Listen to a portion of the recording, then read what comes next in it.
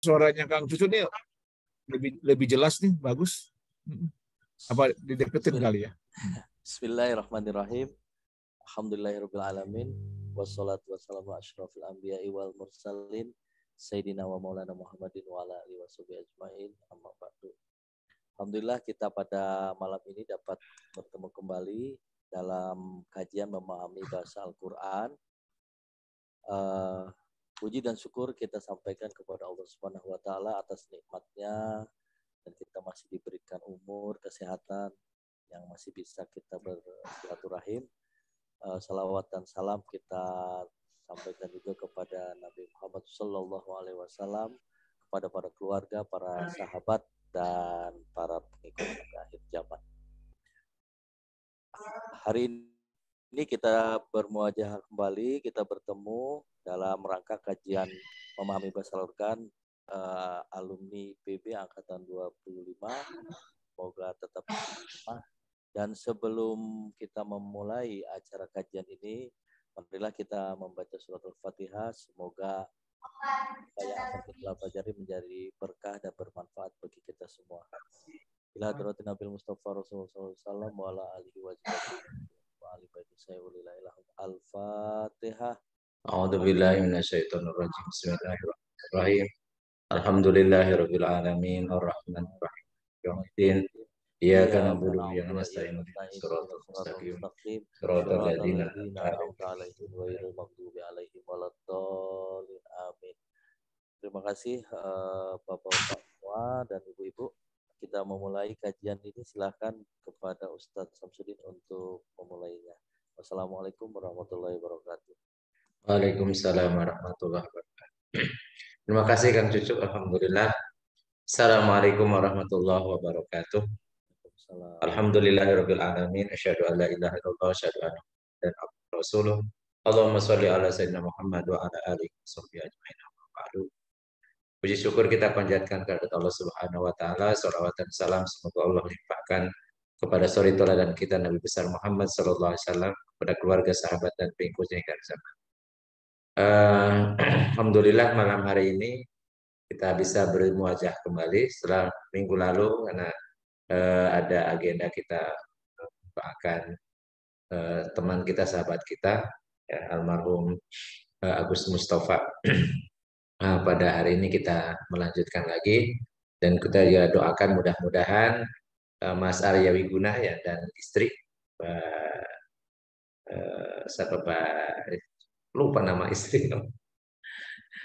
Mudah-mudahan Allah diberikan kelancaran, kemudahan dan bisa menjalankan ibadah umroh dengan tumaninah, ya ibadahnya sempurna dan mendapatkan gelar sebagai umrotan mabruratan, ya umroh yang mabrur, yang sebagaimana yang disampaikan Rasulullah terkait dengan haji, al-hajjul mabrur laisa lahu jazaa'u illal jannah.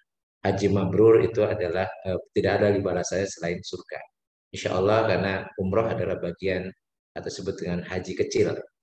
Jadi yang membedakan umroh sama haji hanya di wukufnya, ya wukuf dan urutan agenda ibadah, wukuf kemudian mabit, kemudian di Muzdalifah dan kemudian lempar jumroh di Mina. Jadi sisanya ya aktivitas di Masjidil Haram itu sama. Ada tawaf, ada sa'i, tahalul dan seterusnya itu sama dengan umroh atau haji dan umroh. Baik, kita malam ini kita akan membahas surat Al-A'raf ayat 26. A'udzubillahi minasyaitonirrajim. Bismillahirrahmanirrahim. Ya bani Adama qad anzalna 'alaikum libasay yuwari sawatikum warisha wa libasut taqwa dzalika khairu dzalika min ayatillahi la'allahum yadhakkarun. Shadaqallahul azim. Ya bani Adam, wahai anak Adam, maksudnya wahai manusia. Jadi sebutan manusia itu sering menggunakan lafaz bani Adam, maksudnya keturunan Adam. Jadi ini menegaskan juga bahwa teori Darwin yang memberikan asal-usul manusia itu salah. Dan memang tidak melalui penelitian. Karena nggak mungkin siapa yang meneliti asal-usul manusia. Jadi teori Darwin itu tentang asal-usul manusia itu hanya praduga hasil pemikiran orang ateis. Jadi orang tidak mengakui adanya Tuhan. Jadi sehingga adanya pertumbuhan dan perkembangan. Jadi tatawur namanya. Jadi dia tidak meyakini adanya Tuhan, sehingga asal-usul manusia itu ya berasal dari perkembangan. Jadi evolusi. Sehingga juga banyak teori yang keluar dari orang-orang ateis. Misalnya energi tidak bisa diciptakan dan tidak bisa dimusnahkan. Itu juga bagian dari buah pikiran orang-orang ateis. Karena dia tidak meyakini ada penciptaan. Ya. Jadi yang seperti itu kita sudah tentunya kita sudah tolak, dan dengan pengembangan sains dan teknologi sekarang dengan ada namanya fingerprint dari DNA, jejak DNA, bahwa teori Darwin itu salah total. Karena secara teori Darwin itu benar, maka tidak akan ada lagi makhluk sederhana yang bersel satu, ya, seperti bakteri dan seterusnya. Jadi ini menunjukkan bahwa dengan perkembangan sains dan teknologi bahwa teori itu memang tidak ada, atau fakta itu tidak ada. Jadi manusia itu Allah ciptakan dari Adam, dari manusia juga. Ya tidak ada istilah manusia purba juga. Jadi manusia purba itu kan ekspresi dari teori, salah satu bagian dari teori Darwin. Jadi manusia purba ya manusia gitu. Manusia. Wujudnya bentuknya seperti ya manusia. Ya. Jadi kalau yang ada kayak monyet macam-macam itu memang itu hanya ilusi saja dari orang-orang tidak meyakini adanya penciptaan. Jadi wahai anak Adam, qad anzalna, sungguh telah kami turunkan. Jadi anzalna di sini bukan diturunkan dalam pengertian fisik ya, langsung. Ya. Tetapi bahan-bahan atau apa-apa yang dibutuhkan untuk menghasilkan sesuatu itu bahannya ada.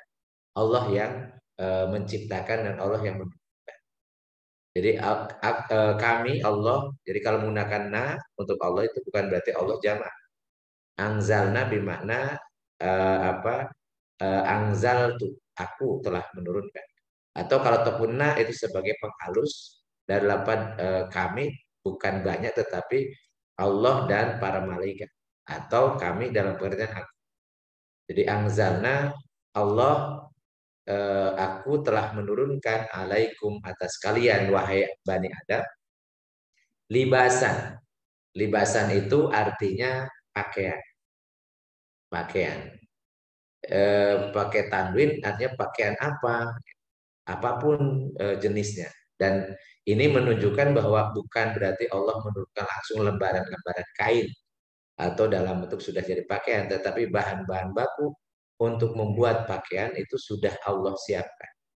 Allah menciptakan ada kapas, tanaman kapas, ada tanaman randu, ada macam-macam yang kemudian itu dengan perkembangan sains dan teknologi kemudian bisa dibuat sedemikian rupa menjadi pakaian-pakaian yang kuat, ya, yang halus, yang kemudian ada yang empuk dan seterusnya, termasuk bulu domba, bulu-bulu hewan dan seterusnya, atau kulit-kulit itu Allah ciptakan untuk membuat pakaian.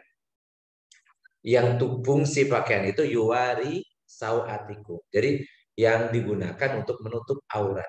Sawati sama dengan aurat. Jadi aurat-aurat kalian.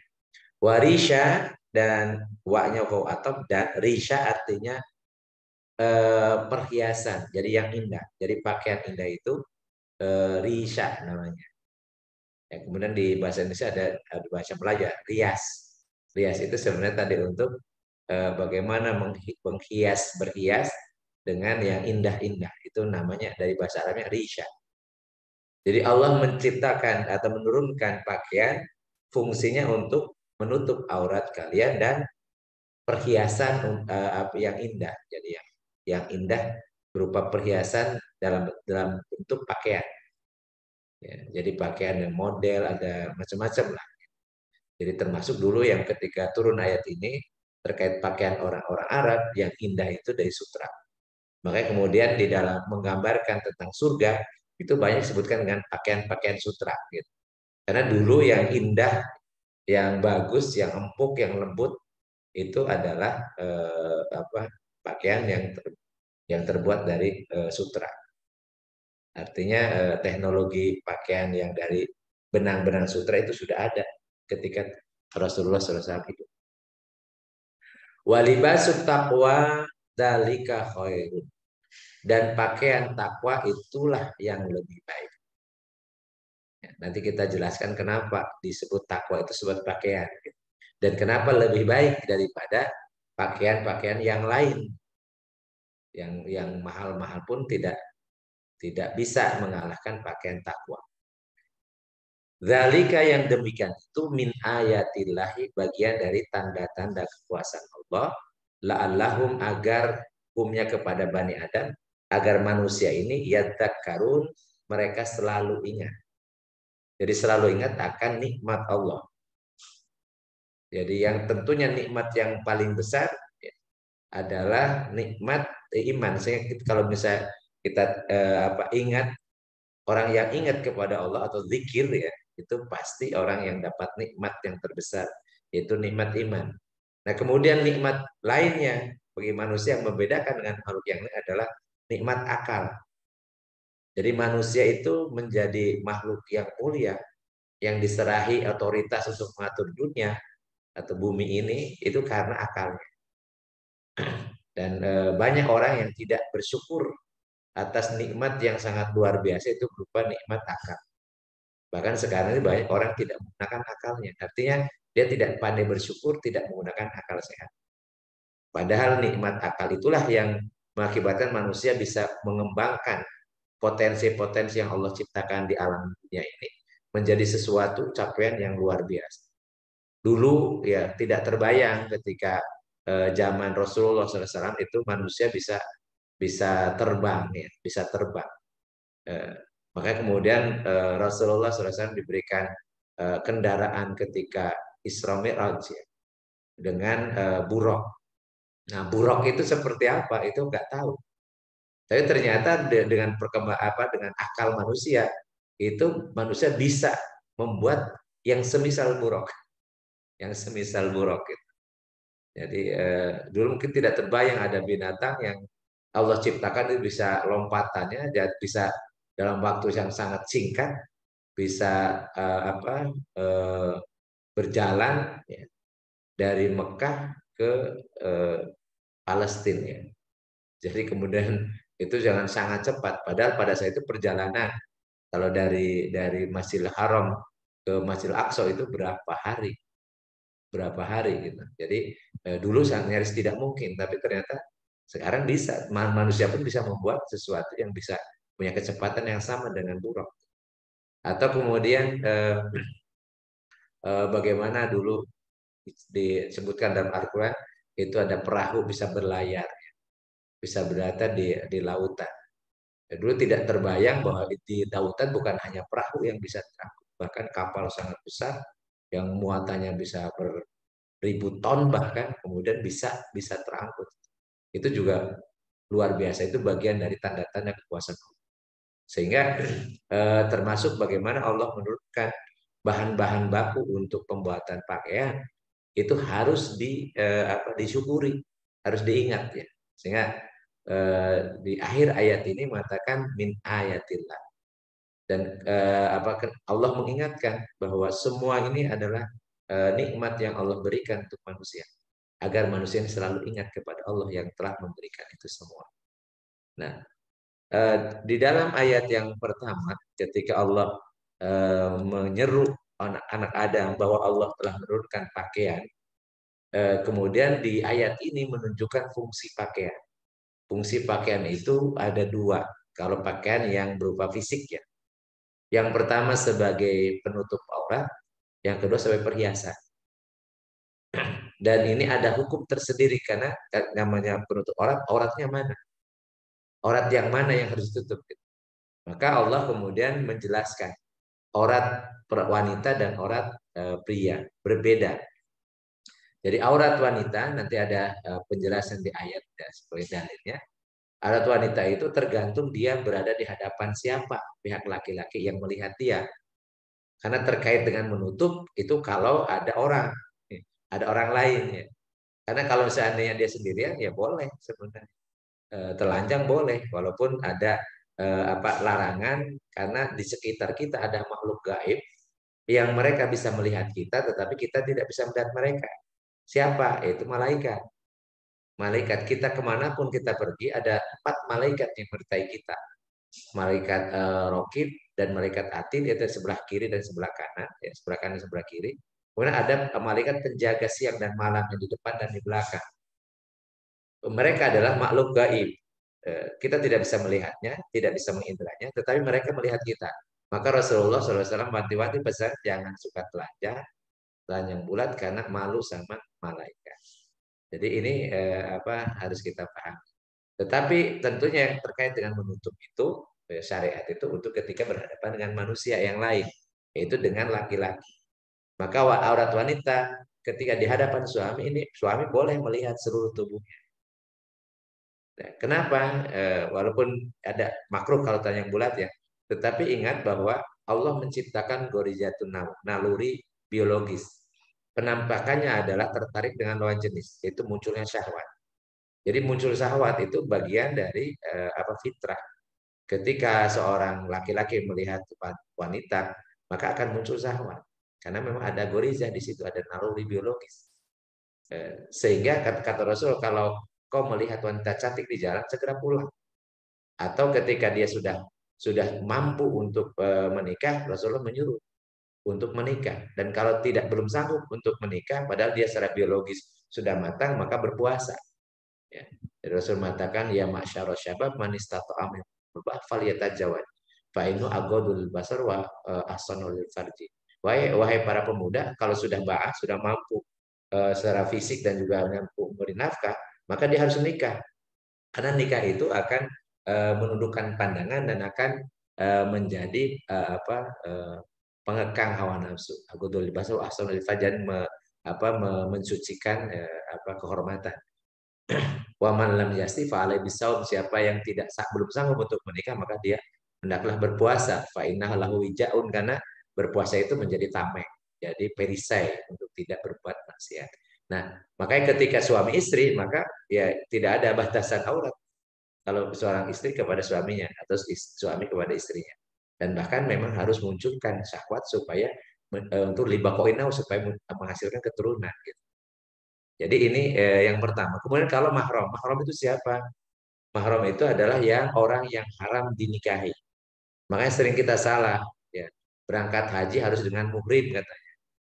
Padahal kalau muhrim itu orang yang pakai kain ihram, itu yang sudah ada di sana, yang lagi umrah atau lagi haji, namanya muhrim.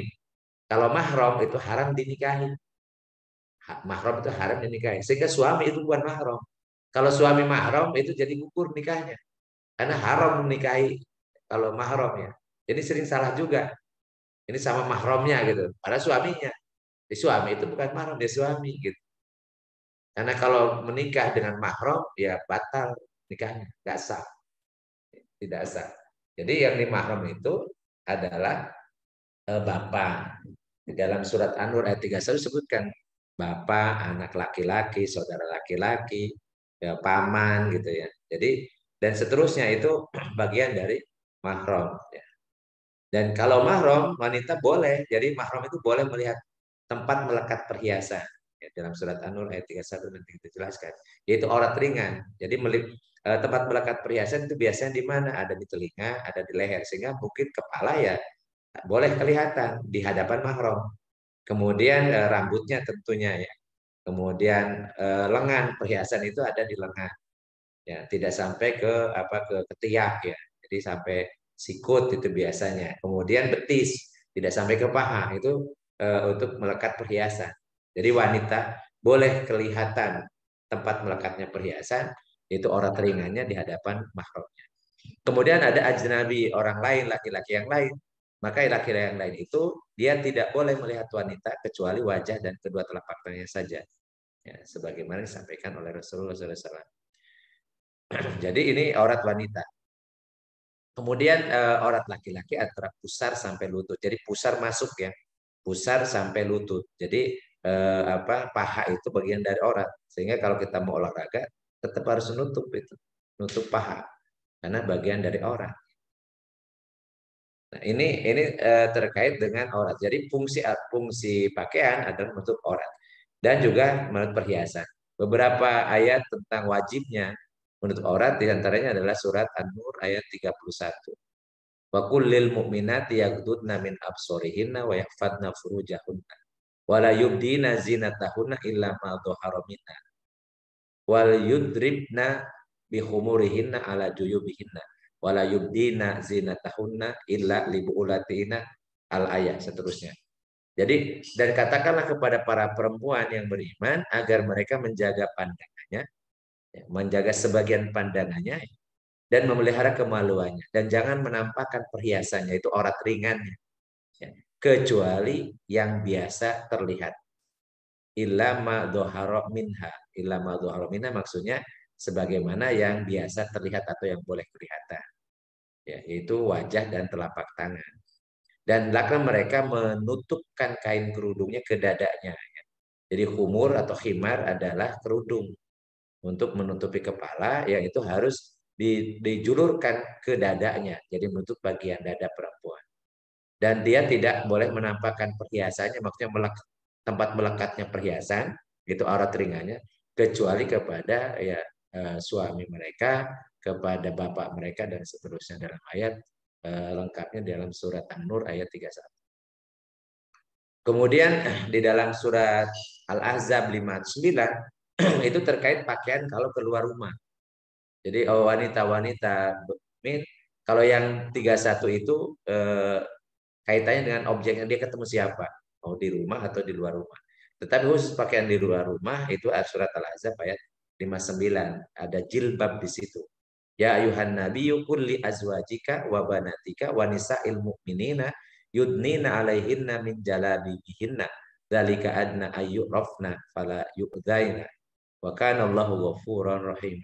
Wahai Nabi, katakanlah olehmu kepada istri-istrimu, kepada anak-anak perempuanmu dan kepada wanita-wanita mukminin, maksudnya istri-istri orang-orang beriman, hendaklah mereka menjulurkan ya jilbabnya, atau menutupkan jilbabnya ke seluruh tubuh mereka, yang demikian itu agar mereka lebih mudah untuk dikenali sehingga mereka tidak diganggu, dan Allah Maha Pengampun lagi Maha Penyayang. Jadi jilbab ini ya, tidak hanya sebagai penutup aurat, tetapi sekaligus juga sebagai pakaian luar ketika keluar rumah.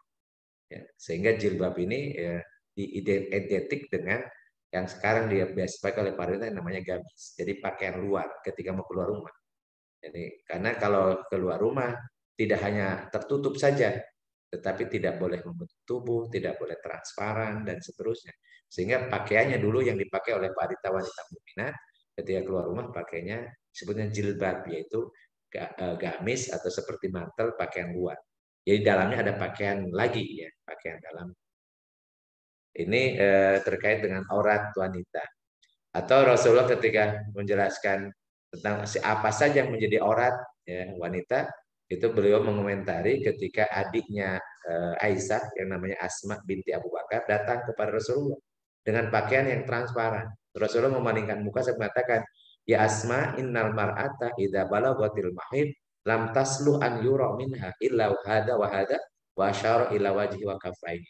Wahai Asma, sesungguhnya perempuan apabila sudah haid, maksudnya sudah balik ya, tidak boleh kelihatan darinya kecuali ini dan ini, sampai Rasulullah memberikan isyarat kepada wajahnya dan kedua telapak tangannya.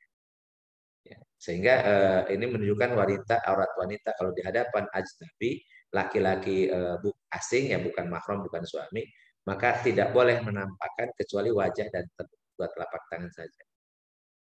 Kemudian bagaimana dengan laki-laki? Rasul mengatakan la yang dzuru rajulu ila auratir rajuli walal mar'atu ila auratil mar'ati wala yufdi ar-rajulu ala rajuli fi sawbil wahidi wala yufdi al-mar'atu ila al-mar'ati fi sawbil wahid.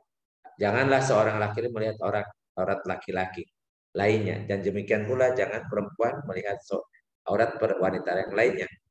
Seorang pria tidak boleh bersama pria lain dalam satu kain. Nah ternyata sekarang ini muncul ya, karena kebiasaan itu muncul LGBT. Ini gara-gara sudah biasa satu tempat tidur ya, laki-laki dan laki-laki atau perempuan dan perempuan. Jadi perempuan dan perempuan tidak boleh satu selimut ya. Yang satu selimut itu boleh hanya suami istri saja, yang lain nggak boleh. Nah, kemudian ayat ini dilengkapi oleh Allah dengan walibasut taqwa dzalika khairun. Dan pakaian ketakwaan itulah yang paling baik. Jadi apa sih maksudnya bahwa takwa itu sebagai dengan pakaian? Rupanya yang dimaksud di sini adalah pakaian yang bukan lahiriah, jadi bukan fisiknya, ya, yaitu takwa. Dan kalau kita takwa, maka perintah untuk menutup aurat yang berupa fisik itu pasti akan dia lakukan. Ya, artinya kalau dorongannya karena kesadaran harus mengikuti perintah Allah dan larangannya, maka dia tidak akan keberatan sama sekali ketika diperintahkan untuk menutup aurat dengan pakaian. Jadi dengan pakaian, sehingga pasti kalau takwa itu menjadi pakaian dia, maka pakaian fisik itu tidak ada masalah sama sekali. Ya. Jadi jangan sampai ada orang mengatakan disuruh menutup aurat, dia mengatakan saya belum dapat hidayah, ya, atau mengatakan ya, lebih baik menutup menghijabi ya hati daripada menghijabi fisik tetapi hatinya masih kotor. Itu pernyataan yang sangat sangat tidak ada faktanya, karena orang sudah menutupi hatinya dengan menghijabi hatinya dengan ketakwaan, ya dimaksud takwa, maka pasti perintah Allah dan Rasulnya terkait dengan menutup aurat itu pasti dia kerjakan, ya. Jadi pasti tidak sangat keberatan. Kenapa? Karena dia memilih ya ketakwaan sebagai pakaiannya, sehingga sangat mudah dia akan memakai pakaian yang secara fisik ya dia bisa kerjakan dengan sangat mudah. Karena sulitnya biasanya melaksanakan perintah Allah karena tidak ada ketakwaan dalam diri orang tersebut. Jadi menurut Ibnu Abbas, pakaian takwa adalah iman dan amal soleh. Jadi pakaian takwa adalah ketakwaan sendiri, yaitu sikap tunduk dan patuh kepada Allah dengan melaksanakan semua perintah Allah, termasuk perintah menutup aurat dan di semua larangannya, termasuk larangan membuka aurat, larangan untuk memperlihatkan bagian-bagian tubuh yang bagian dari aurat di hadapan laki-laki yang bukan suaminya, gitu. Jadi kesadaran ini yang membuat seseorang yang memakai pakaian takwa dia takut atau malu berbuat dosa. Dan dengan kata lain, pakaian takwa itu adalah kepribadiannya atau sahsiah Islamiyah, yaitu memiliki pola pikir dan pola sikap Islami. Jadi kepribadian Islam itu yaitu perpaduan antara cara berpikir dan cara bersikap atau akliyah Islamiyah dan nafsu Islamiyah dalam diri seorang muslim. Jadi ketika dia cara berpikir dan bersikapnya itu mengikuti aturan-aturan Allah, jadi didasarkan pada ajaran Islam, syariat Islam yang bersumber pada Al-Quran, hadis ijma sahabat dan qiyas, maka dia memiliki kepribadian Islam dan dia memakai pakaian takwa. Dan pakaian takwa itu yang paling baik. Walaupun dalam beberapa tafsir ada mengatakan libasut takwa, libasut takwa itu maksudnya bagian nanti pakaian di surga ya akhirat. Tapi kalau kita lihat dari urutan ayatnya, ini pakaian di dunia. Itu pakaian takwa itu pakaian rohani atau pakaian jiwa, yaitu ketaatan, ketundukan kepada perintah dan larangan Allah Subhanahu wa taala.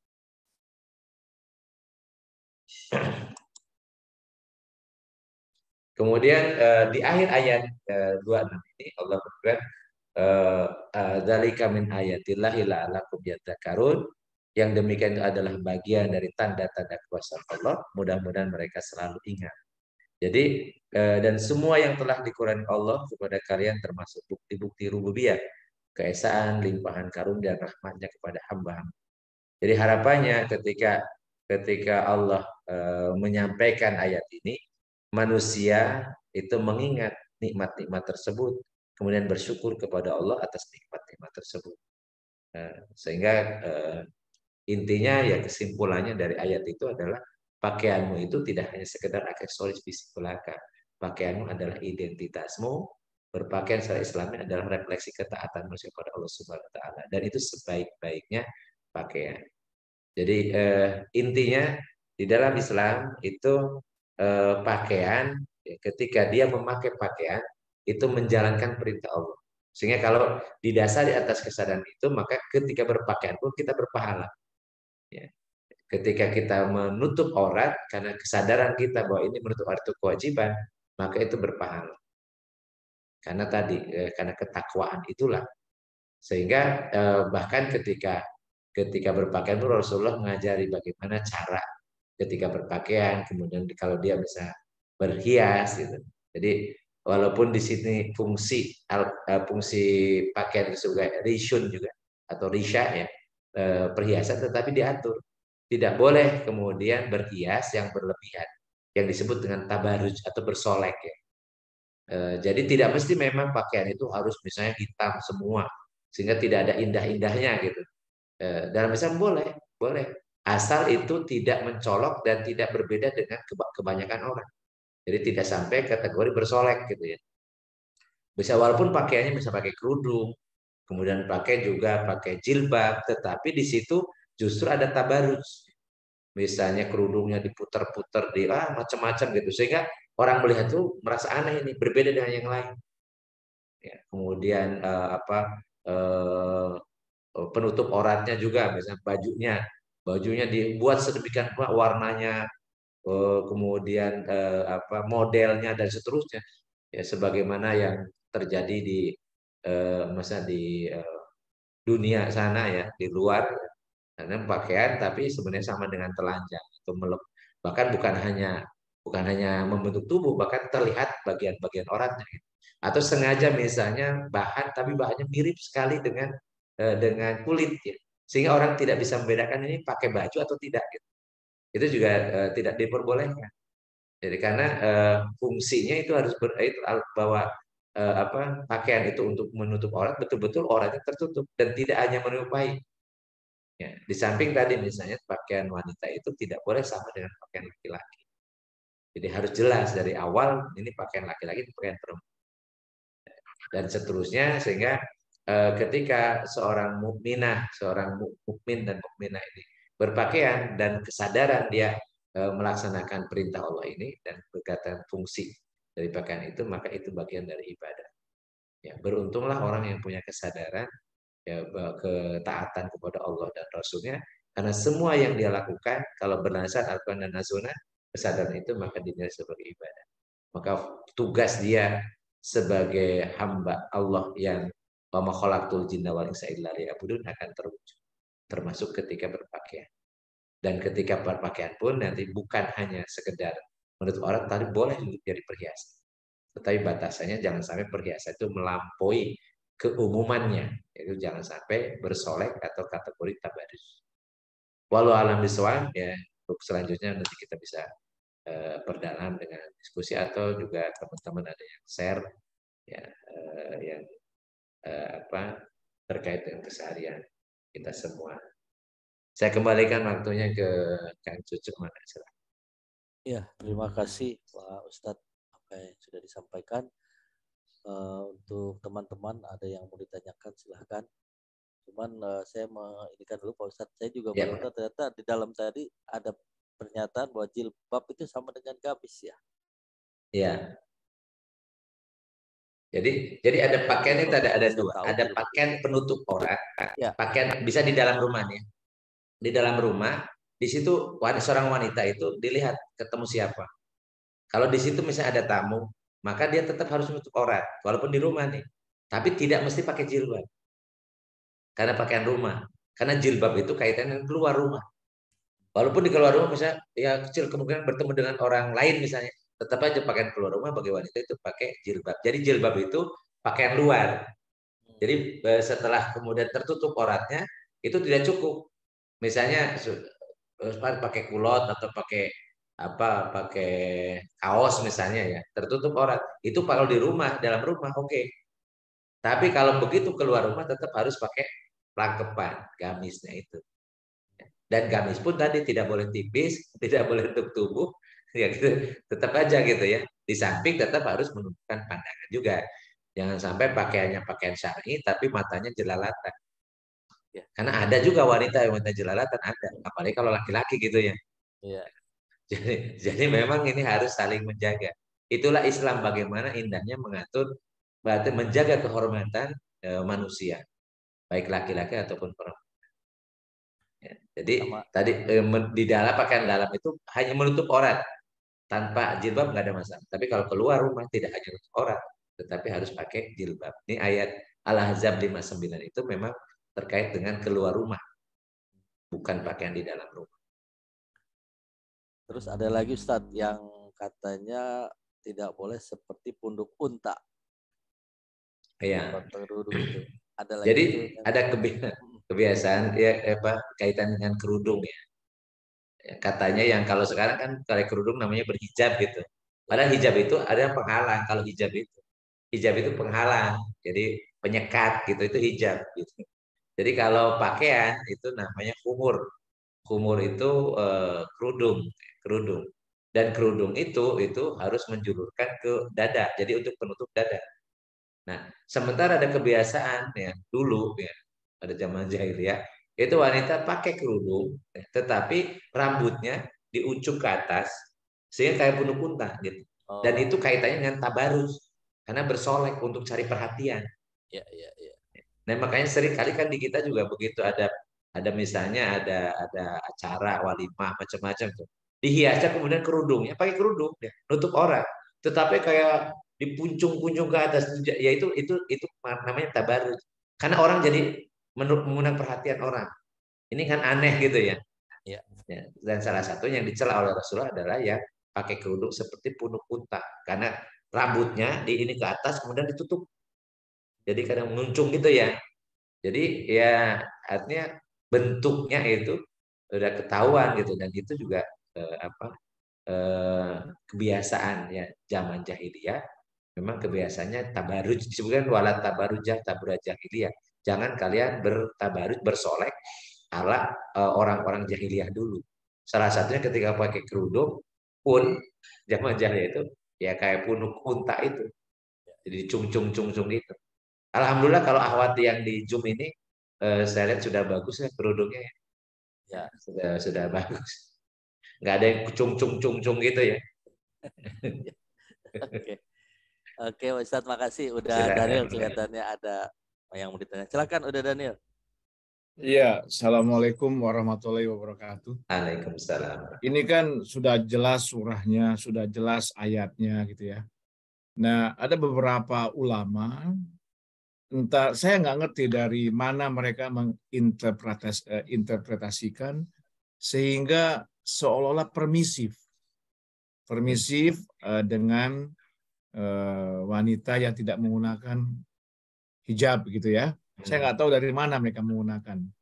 Apakah karena sayang ke anaknya seperti Quraisy Shihab gitu ya, sehingga mencari pembenaran atas itu, atau memang ada celah dari beberapa ulama untuk kemudian menyalahartikan gitu ya tentang ini, atau mungkin tidak enak sama orang yang tidak menggunakan, takutnya nanti orang yang tidak menggunakan itu feel guilty gitu ya, merasa bersalah terus. Nah, apa seperti apalah ya. Silakan Ustadz dikomentari Ustadz. Iya. Memang ini kaitan dengan pakaian itu sesuatu yang diamalkan oleh Rasulullah dan oleh para sahabat, termasuk oleh istri-istrinya. Jadi ini sehingga dalilnya ya pertama dalilnya ini, yang kedua dalam kehidupan mereka ya, itu memang dipakai gitu. Begitu mereka mendengar perintah ini mereka laksanakan. Ya contoh misalnya ketika hari Idul Adha itu Rasulullah kan meminta seluruh wanita untuk keluar rumah untuk merayakan hari kemenangan itu ya. Jadi disebut Yaumul Adha itu kan ya termasuk hari rayanya. Sehingga disuruh yang termasuk yang dipingit, termasuk yang bahkan lagi berhalangan pun suruh ikut. Nah, kemudian di antara para wanita itu ada yang mengadukan ke Rasulullah. Di antara kami ya Rasulullah ada yang nggak punya pakaian, nggak ada yang punya pakaian, ada yang nggak punya jilbab untuk menutup untuk pakaian luar rumah gitu ya. Mereka punya pakaian ya kita bisa pahami dan dulu kan belum ada pabrik garment ya. Jadi mereka punya pakaian itu terbatas banget gitu. Itu udah luar biasa di Indonesia mungkin belum ada pakaian gitu. Kalau nenek moyang kita yang di sini 14 abad silam ya, yang mungkin dia pakai kulit, pakai daun atau apa gitu kan. Nah, kemudian tapi Rasulullah mengatakan bagi yang tidak punya maka berilah pinjaman. Disuruh minjam gitu kepada saudara untuk memberikan pinjaman. Dan itu kemudian mereka lakukan. Wanita yang punya pakaian lebih nunduk pakaian dipakai keluar, dipinjamkan kepada wanita yang tidak punya, karena dia suruh keluar gitu. Dan itu artinya itu kebiasaan yang dipraktekkan langsung. Begitu menerima ayat ini, ya, kemudian mereka langsung pakaikan, langsung sami'na wa ata'na gitu. Nah kemudian kalau sekarang kemudian diinterpretasikan tidak seperti halnya apa yang terredaksi dan apa yang dilakukan oleh para wanita dulu zaman Rasulullah hidup, itu kan dari mana sebenarnya? Kecuali dia ingin tadi, bisa jadi kan ada kepentingan atau tadi ya dia kan merujuknya kepada apa yang disepakati ya oleh orang-orang ya, bukan apa yang harus diikuti oleh orang-orang yang beriman gitu. Jadi azasnya kemudian azas tadi manfaat. Bahkan sekarang ini lebih parah lagi. Undang-undang KUHP yang kemarin dilegalkan, bahkan orang yang hubungan suami istri tanpa ikatan, kemudian ketangkap misalnya di kamar, di hotel misalnya, itu tidak bisa digerebek oleh polisi. Ya. Dan itu paling bisa diadukan oleh orang tuanya. Dan orang tuanya ketika mengadukan misalnya pasangan dari anaknya itu, dia juga harus melaporkan juga anaknya juga. Jadi aturannya gini aneh gitu kan. Jadi karena mereka tidak mau terikat dengan syarat. Jadi bagi orang-orang liberal maka menentang terhadap hukum-hukum Allah itu sudah sepastian karena mereka tidak mau diatur intinya, mengikuti hawa nafsunya saja. Karena kalau kita menjadi orang beriman, memang aneh. Apalagi kalau dia misalnya menyatakan sebagai seorang ulama ya. Yang ulama itu kan innama yasyallahu min ibadil ulama, innama yasyallahu min ibadil ulama. Hanya saja di antara hamba-hamba Allah yang takut kepada Allah adalah ulama. Ulama itu identitasnya adalah yang paling takut kepada Allah. Kalau ada yang mengatakan disebut ulama tapi dia tidak takut kepada Allah, bukan ulama. Ngaku aja sebagai ulama atau disebut orang ulama. Karena ini statement kan dari Allah ya. Innama, bahkan innama itu kalau bahasa Arab artinya hanya saja, adatul hasr. Hanya saja innama yahsallaha yang takut kepada Allah min ibadi dari hamba-hambanya adalah al ulama. Jadi para ulama, jadi orang yang pandai gitu. Jadi kalau ada yang ulama malah kemudian secara jelas-jelas bertentangan dengan karena nggak bisa diinterpretasikan yang lain. Ya, kata-kata bihumurihinna ala juyubihinna agar mengulurkan kerudungnya ke dadanya. Itu kan nggak bisa diinterpretasikan yang lain. Maksudnya apa gitu? Oh, yang penting maksudnya hatinya. Gimana hati bisa ditutupin dengan kerudung gitu? Kan nggak mungkin. Ya dan juyub ya dada gitu. Kemudian tentang wa asar Rasul mengatakan wajah wa kafaiha. Rasul memberikan isyarat yaitu wajah dan kedua telapak tangan. Wajah ya, jadi yang boleh kelihatan hanya wajah dan kedua telapak tangan. Artinya yang lainnya harus tertutup kan gitu pemahamannya. Jadi saya juga nggak tahu kenapa ada orang yang disebut ulama, yang mendeklarasikan juga sebagai ulama, bahkan katanya ahli tafsir gitu ya, tapi kemudian punya pemahaman yang bertentangan dengan isinya Al-Quran ataupun hadis Rasul dan praktek yang dijalankan oleh wanita-wanita zaman Rasulullah. Jadi ini kan sangat aneh gitu. Menurut saya itu sangat aneh karena ini tidak bisa dimultitafsirkan. Ya orat gitu ya, tentang orat macam-macam. Ya kan ayatnya sangat clear, namanya ayatnya muhkamat. Bukan ayat mutasyabihat gitu ya. Apalagi dipraktekkan oleh istri Rasul dan para sahabiat, wanita-wanita mukminah pada zaman Rasulullah SAW. Jadi itu jadi memang yang nggak tahu ya seperti apa latar belakang kenapa begitu. Yang jelas nggak ada celah kalau dia mau betul-betul sami'na wa ata'na dengan firman Allah ya sama dengan riba lah ya udah. Riba itu kan jelas ahallallahul bai' wa harrama riba gitu. Kan nggak bisa diinterpretasikan yang lain gitu. Tapi banyak orang mengatakan oh enggak riba ini bukan itu tapi ini karena inflasi macam-macam gitu. Ya sebenarnya sih kalau ataupun misalnya dia belum bisa menjalankan, ya nggak usah kemudian menginterpretasikan yang berbeda dengan faktanya gitu. Jadi kalau ataupun misalnya dia belum bisa meninggalkan, jangan kemudian dia melegalkan atau menghalalkan. Kan berat bertanggung jawab di hadapan Allah. Apalagi kalau dia sebut ulama, karena ulama itu dia akan kata-katanya, pendapatnya akan diikuti banyak orang. Makanya Rasulullah ketika ditanya ayun nasi asyaru ya Rasulullah, manusia yang paling buruk yang seperti apa ya Rasulullah? Ada sahabat bertanya, apa jawab Rasulullah? Al ulama uida fasadu. Ulama kalau buat kerusakan itu yang paling buruk.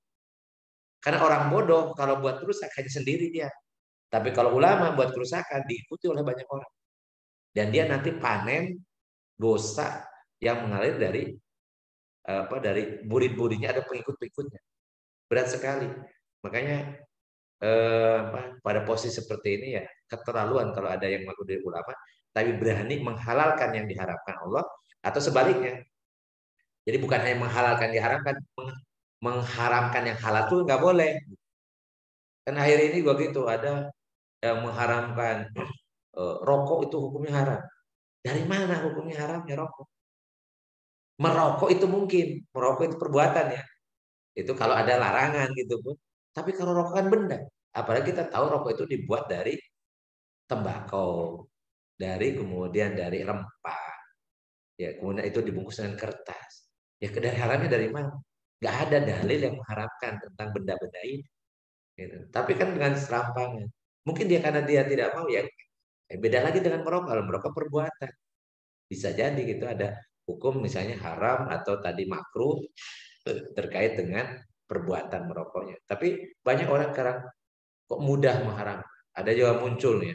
Jadi seluruh yang haram itu najis. Maka kucing itu dagingnya haram. Makan kucing najis. Kan repot. Ada yang viral juga gitu kan. Ini kok jadi kayak seneng banget itu mempersulit manusia. Ya, tidak semua yang haram itu najis. Walaupun semua najis itu haram. Yang najis itu pasti haram, ini kan. Tapi nggak bisa dibalik. Tidak bisa semua yang haram najis. Ya. Seperti haram dimakan, yaitu binatang buas. Ya, salah satunya ada kucing. Haram dimakan dagingnya. Tetapi tidak najis dia. Boleh dipelihara. Makanya ada sahabat namanya Abu Hurairah. Terkenal perawi hadis yang sangat banyak yang beliau disebut Abu Hurairah, bapaknya kucing. Karena senang melihara kucing. Gak mungkin Rasulullah mendiamkan kalau kucing itu najis dipelihara oleh sahabat yang paling dekat dengan beliau, gitu kan? Nah, tapi kan ada orang yang kok gampang banget kan, gitu ya. Jadi dan banyak lagi yang lain. Jadi bukan hanya tentang aurat, tentang jilbab dan seterusnya. Hukum yang lain sudah pasti pun ada juga yang nyeleneh-nyeleneh gitu ya, yang gampang mengharamkan atau menghalalkan. Karena otoritas mengharamkan itu otoritas Allah Subhanahu Wa Taala. Kita tidak, jangankan kita, Nabi pun nggak bisa menghalalkan atau mengharamkan kecuali yang diwahyukan kepada beliau. Makanya ketika beliau mengharamkan minum madu hanya untuk menyenangkan istri-istrinya, ditegur oleh Allah. Kenapa engkau mengharamkan yang halal bagi hanya untuk dapat keriduan istri-istrimu, kan gitu ya. Jadi menunjukkan bahwa Rasul pun sebenarnya beliau mengatakan yang halal haram karena wahyu yang Allah wahyukan kepadanya, bukan otoritas beliau untuk menghalalkan haram. Apalagi kita manusia biasa gitu. Walau a'lam. Jazakallahu khairan, Ustaz. Apa enggak? Ya, terima kasih Pak Ustadz. Kang Topik, ada yang mau sampaikan Kang Topik? Silahkan. Bentar, menyimak dulu Pak. Oke. Yang lain silahkan.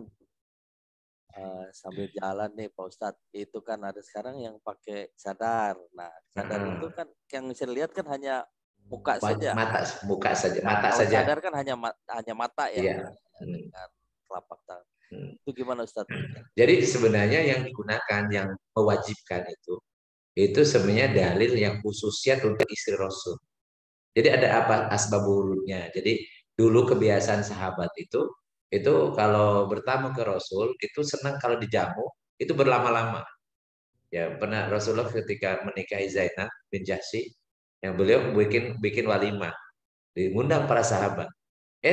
Ini pengantin ini mau buru-buru lah gitu ya, karena rumahnya kan kecil. Ternyata ada sahabat ngobrol lama sampai Rasul keluar gitu ya, diikuti oleh Anas bin Malik kan ya. Dan ini kan kok ini nggak ngerti-ngerti keluar gitu ya. Maka kemudian dilarang lah mereka banyak bercakap-cakap di rumah Nabi karena orang Nabi miskin malu. Kemudian ada juga banyak sahabat yang ketika kemudian pulang ke Rasul itu langsung berhadapan dengan istri Rasul. Nah, kemudian Umar bin Khattab menyampaikan ke Rasul, ya Rasulullah, bagaimana sebaiknya ada aturan agar istri-istrimu juga tidak terlihat langsung. Maka muncullah ayat tentang hijab, min waroi hijab.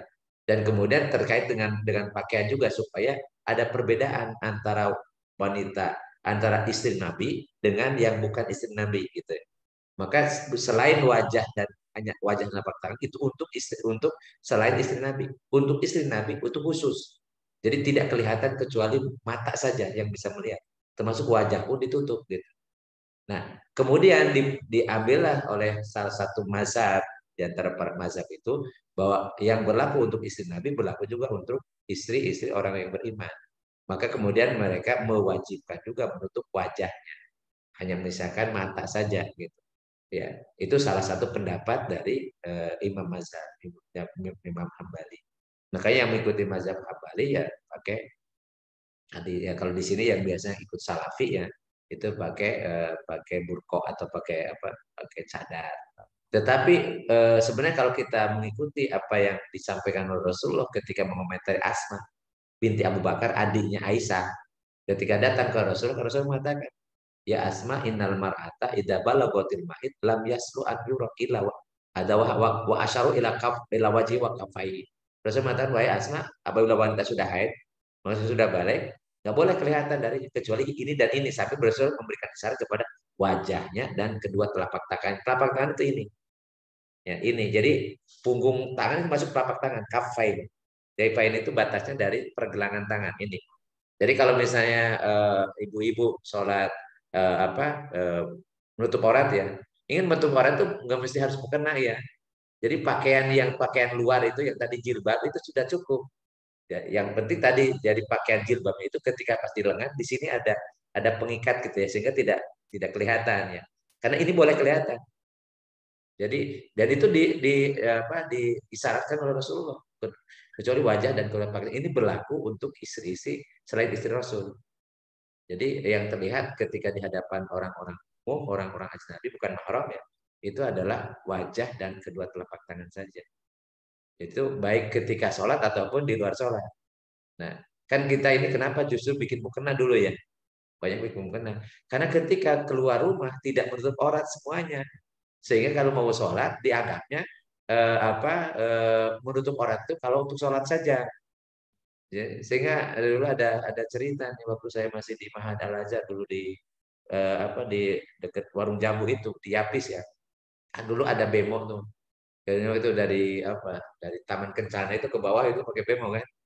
Nah terus ada guru saya ya lalu kan biasanya pakai bemo tuh. Nah dulu ada internusa tuh. Nah pelayan internusa itu pakai pakaian kan ya tadi belum jadi maksudnya nggak lengkap ukurannya nggak pas gitu karena pahanya kelihatan. Jadi harusnya kan ditutup tuh. Nah namanya bemo itu kan berhadapan-hadapan tuh. Nah guru saya itu karena melihat ini ya, kan ya susah gitu. Menurut pandangan malah kelihatan. Gitu. Artinya beliau mengeluarkan sapu tangan ditutup gitu. Mohon maaf neng ini karena kelihatan. Itu malu luar biasa aja. Padahal dia ya tadi dia muslimah ya tahu ya orang situ ya. Kemudian juga dia bawa ya untuk sholat ya. Nah, ya pasti orang-orang ini kan sebenarnya kalau muslimah ya itu sholat masih tapi bawa mukena karena antara pakaian kerja dengan untuk sholat itu berbeda. Padahal sebenarnya kan kalau dia sudah menutup aurat ya apa yang dia pakai bisa langsung untuk sholat jadi nggak bisa bawa mukena gitu. Ya, tanya sama ibu-ibu yang di sini kan. Jadi kan praktis banget karena dia sudah biasa nutup aurat jadi sholat dimanapun bisa gitu. Ya kan bisa jadi nggak ada alasan nggak mau kena ya itu jadi alasan nggak ada mau kena gitu. Atau yang biasa kalau bapak-bapak tuh kalau mana aduh mohon maaf kotor gitu kena najis gitu kena najis celana dalamnya gitu sebenarnya kalau orang biasa sholat itu karena begitu dia buang air besar atau air kecil ya kan dia istinja dia pasti bersuci gitu kan. Ya, jadi aman. Ya, aman ya, pasti tidak akan najis. Nah, biasanya kalau nggak sholat orang yang tidak sholat tuh ya dia bisa ya, buat air kecil di mana aja gitu bahkan di pinggir jalan mobilnya keren tapi dia nangkring ya di pinggir jalan kemudian keluar yang pasti itu karena tidak ada air untuk istinja macam-macam ya pasti kotor kan najis ya najis sehingga ya memang dia tidak sholat gitu. Kalau orang menjaga sholat pasti menjaga kebersihan kesucian dan tadi sudah siap dimanapun dia bisa melaksanakan sholat dengan baik. Ya itulah yang terjadi di dunia ini. Jadi kita punya kewajiban nih bapak-bapak kan dia punya istri, punya anak ya anak perempuan yang sudah balik. Ini berat nanti karena kita nanti ditanya di akhirat. Kalau kita membiarkan ya istri kita, biarkan kemudian anak perempuan kita, ya kemudian ya tidak menutup auratnya. Nanti berat karena itu tanggung jawab kita menasehatinya. Kalau kita membiarkan atau misalnya mengatakan ya anak sekarang biarin aja, gitu. Gimana nanti kita ditanya? Jadi masuk surganya nggak jadi, gitu. Karena tadi membiarkan orang-orang menjadi tanggung jawab kita, kemudian kita biarkan, diloskan saja. Jadi jangan merasa sudah cukup lah dengan yang penting kita baik itu, anak kita, istri kita nggak baik tuh masing-masing nggak bisa. Karena itu kita punya kewajiban, ya kewajiban. Tetap harus kita membangun itu dari awal. Kalau bisa kaitan dengan pakaian ini dari kecil dibiasakan. Sehingga kalau sudah balik, udah nggak ragu lagi, nggak udah biasa lah, udah biasa. Ya, kalau udah dibiasakan dari kecil. Kalau sekarang itu aneh, ya udah ibu-ibu, dianya nggak menutup aurat, ya. Tapi anaknya yang dibawa ke TPA itu rapi banget gitu. Padahal yang dihisab itu ibunya, bukan anak masih balita ya. Anak balita mah tidak menutup aurat juga tidak akan dihisab oleh Allah. Ya, tapi ibunya ditanya kenapa Bu mau dibawa anak ke sini supaya jadi anak soleha. Ya ibunya kenapa nggak soleha? Iya. Jadi dia malu-malu. Nah, Jadi ini satu lagi nih Ustadz, jadi nyambung. silakan. Katanya kalau itu kan ibu-ibu, ada batasan nggak sampai nenek-nenek gitu kalau nggak pakai jilbab? Karena ada nenek-nenek Iya. kan nggak pakai itu. Jadi memang ada klausul di dalam surat An-Nur ayat 31 itu. Itu juga ada untuk orang yang sudah tidak punya nafsu lagi ke lawan jenis ke laki-laki atau ya tadi sudah tua renta lah. Ya. Dan biarkan laki-laki normal tidak akan tertarik juga gitu ya. Itu dibolehkan seperti halnya di hadapan mahram. Tapi tetap tidak boleh telanjang bulan, tetap itu aurat ringannya boleh kelihatan. Artinya tidak pakai kerudung misalnya ya. Udah ini udah 70 tahun ke atas gitu ya. Maka dibolehkan. Itu kalau sudah memang tidak punya syahwat, tidak punya gairah lagi ya, dan juga tidak menggairahkan laki-laki gitu ya. Tapi tetap itu pada batasan boleh membuka aurat ringan saja. Jadi tempat melekat perhiasan yaitu boleh tidak pakai kerudung, boleh kelihatan telinga atau lehernya, boleh kelihatan lengan atau betisnya saja sebagaimana di hadapan mahram. Termasuk nih ibu-ibu nih di hadapan mahramnya, bisa di hadapan mantu, di hadapan anak, laki-laki, tetap tidak boleh vulgar, tetap aja harus ditutup ya aurat beratnya. Ya. Jadi jangan mentang-mentang di rumah sama anak sendiri udah bubur ucun saja ya. Oh, ini anak ini lah nggak apa-apa gitu, nggak boleh. Karena etika itu dibangun dari rumah, tetap aja. Dan sekarang kan banyak penyimpangan-penyimpangan ya di keluarga itu ya karena tadi dianggap bebas di rumah, jadi pakai bikini di rumah gitu ya, pakai bikini kan anak sama mantu ini nggak apa-apa, ya nggak bisa kayak gitu.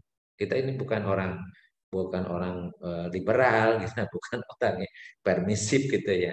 Ini kita orang yang beriman, orang yang bertakwa gitu, nggak boleh walaupun di hadapan mahram. Karena yang kalau boleh terbuka-buka itu dengan suami istri saja, dengan suami itu pun di kamar, ya, di kamar berdua saja dan tidak boleh ceritakan apa yang terjadi di dalam kamar itu tidak boleh ceritakan keluar. Atau seburuk-buruknya makhluk adalah menceritakan apa yang terjadi di dalam kamar yang diperlakukan kepada keluarganya atau ke istrinya, itu nggak boleh. Ya. Nah, ini ada lagi yang pakai pakai bikini di pantai, ya, di pemandian umum, kemudian di kolam renang umum gitu ya. Karena ini kan olahraga, ini olahraga. Jadi pakaiannya pakaian olahraga, masa berenang pakai jubah gitu kan. Ya, ya bukan masa atau tidak masa, tapi kan ya kita ini orang yang bertakwa, orang beriman atau enggak gitu. Orang takwa atau tidak kan gitu. Jadi hukum syara itu berlaku ya sifatnya.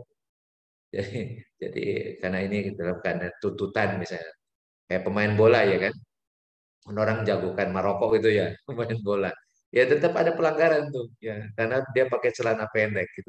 Harusnya celananya celana sontok gitu, sehingga menutupi lututnya. Gitu. Waktu itu apa Ahsan bisa tuh main bulu tangkis dengan tidak terbuka kan bisa. Pemain bola juga bisa. Iya kan? Sebenarnya cuman ya tadi ya orang ini terikat atau tidak. Ya, dia takut sama Allah atau tidak kan gitu. Jadi memang ya kita tidak boleh maksain. Ya memang bukan maksain, kita menyampaikan, mengingatkan gitu ya. Makanya di sini kan ayatnya diakhiri dengan la'allahum yadzakarun. Mudah-mudahan mereka ingat gitu. Jadi kewajiban kita ngingetin kan tentang pakaian ini. Jadi ini ayat ini sangat jelas tuh. Bagi kita punya kewajiban mengingatkan kepada saudara-saudara kita. Karena ayatnya di awalnya dengan ya Bani Adam. Wahai anak Adam. Apalagi anak Adam yang sudah mengaku beriman. Ya harus kita ingat. Ya dengan cara yang tentunya dengan cara bil hikmah. Makanya kan udhu ila sabil robbika bil hikmah wal mau'idotil hasanah wajadhum billati ahsan. Jadi serulah kepada jalan Allah dengan cara hikmah. Hikmah itu apa? Dengan dalil, dengan argumentasi. Ya. Dan itu kalau tidak cukup dengan mau'idah hasanah, mau'idah hasanah dengan nasihat yang baik, yang lembut, yang menyentuh hatinya gitu. Kemudian kalau ataupun perlu mujadalah kan ingin bukti, ingin macam-macam itu, ya wajah dulu berlatih asa. Jadi kalau ataupun berdebat dengan cara yang baik juga, nggak usah berdebat sampai marah-marah dan melotot-melotot, gebrak-gebrak meja, nggak perlu. Masa apa kita mendakwahi seseorang dengan cara kasar, cara kemudian teriak-teriak sampai pada sudah benar popolotot gitu ya, karena jadi nyampaikan aja. Jadi sentuhnya apa? Yang disentuh adalah akal dan hati. Akal dan hatinya itu aja sebenarnya. Saya sampaikan. Ya, karena bukan kita yang ngasih hidayah. Itu mah ngasih hidayah mah udah hak prerogatifnya Allah. Jangankan kita, Rasul. Rasul itu mendakwahi pamannya, Abu Thalib. Pamannya itu sayang banget sama beliau, sama Rasul, melindungi beliau gitu kan. Dan disampaikan tuh tiap hari suruh masuk Islam. Ternyata sampai akhir hayat itu nggak masuk Islam. Makanya sedih banget Rasulullah kan. Tapi ketika sudah sedih, ditegur oleh Allah. Innaka la tahdi man ahbabta, walakin Allah yahdi may yasha. Sesungguhnya engkau wahai Muhammad tidak akan mampu memberikan hidayah kepada orang yang kau cintai.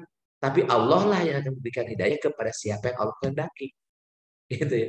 Jadi kita ini kewajibannya hanya menyampaikan, ngingetin. Yang beri petunjuk siapa? Ya Allah gitu. Ya, sampai misalnya istri atau anak, anak gitu. Dia cerita dalam Al-Quran. Suaminya nih apa? Suaminya ini Nabi. Istrinya jadi busuk pembangkang. Itu istrinya Nabi Lut. Gitu ya. Itu kan gitu. Jadi luar biasa. Atau misalnya dia mencintai anaknya, didik macam-macam. Tapi malah anaknya membangkang perintah bapaknya. Padahal bapaknya Nabi. Itu anaknya Nabi Nuh. Kan gitu. Jadi jadi banyak. Atau bahkan tadi ayahnya ya tokoh malah. Tokoh musyrik atau ini. Padahal anaknya jadi Nabi. Itu ayahnya Nabi Ibrahim. Sebaliknya ada wanita soleha. Padahal suaminya ini orang yang paling durhaka luar biasa. Itu namanya Asia, istrinya Firaun. Jadi memang tidak jaminan, tapi kita tetap aja punya kewajiban untuk menyampaikan. Tetapi yang memberikan hidayah itu urusan Allah gitu. Makanya banyak ketika kita menyampaikan ini dengan kasih sayang dan kelembutan dan doa. Kita tetap harus menyampaikan. Ya kita ingin banget misalnya istri kita itu pakainya rapi, yang menutup cukup syarat gitu ya. Ya, pakai jilbab macam-macam. Ya sampaikan. Apakah kemudian istri kita kemudian dapat hidayah? Ya, itu diserahkan sama Allah. Karena hidayah itu menuntut kesadaran yang bersangkutan. Kalau kemudian kesadaran itu maka Allah akan berikan hidayah. Tapi kalau yang bersangkutan tidak terbuka hatinya, nutup hatinya, ya Allah tidak akan berikan hidayah. Jadi upaya kita ya ngasih peringatan, ngasih ingat-ingat lagi dan orang-orang yang kita cintai. Dan upayakan kalau anak kita dibiasakan dari kecil. Kalau dibiasakan dari kecil itu nanti sudah dewasa, sudah biasa gitu ya.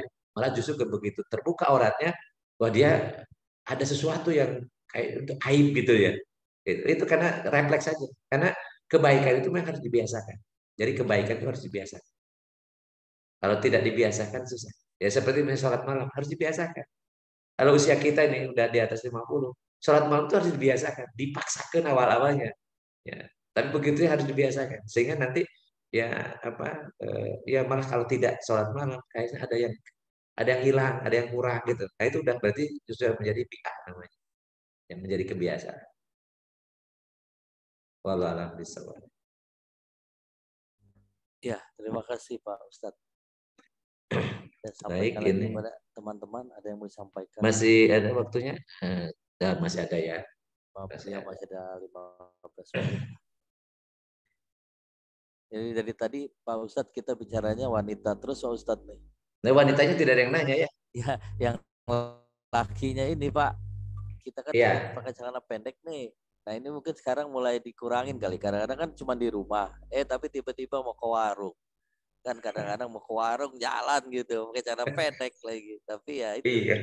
Ya itu makanya mulai sekarang ini kan bukan hanya aurat itu kan, yang untuk aurat itu bukan hanya perempuan, laki-laki pun. Cuma laki-laki udah dapat keringanan kan, auratnya tidak seperti aurat perempuan, gitu ya. Sehingga kalau sholat misalnya pakai sontok saja sah sebenarnya kan. Tapi pusar sama lutut sampai lutut itu tertutup.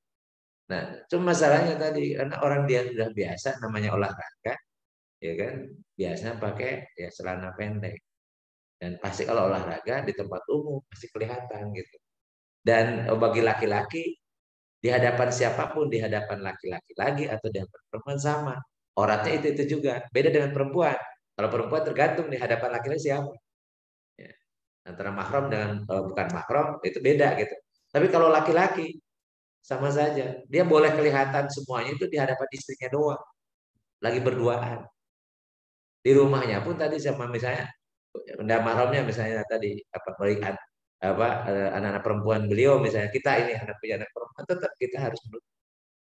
Jadi jangan sampai terbuka. Rasulullah itu sempat terbuka pahanya itu malu luar biasa beliau sampai mukanya merah karena malunya. Padahal itu dilihat oleh laki-laki lagi sama para sahabat gitu kan. Ketika tersikap pahanya, beliau malu sampai cepat-cepat menutupin kainnya sampai wajahnya disebutkan dalam riwayat itu beliau mukanya merah karena malu gitu. Jadi artinya Rasul ngajarin kepada kita, makanya Rasul mengatakan al-haya'u minal iman. Malu itu bagian dari iman. Makanya malu apa? Malu kalau berbuat salah. Malu kalau berbuat maksiat gitu. Ya. Bukan malu-maluin, kalau malu-maluin enggak. Kalau untuk berbuat baik tidak boleh malu.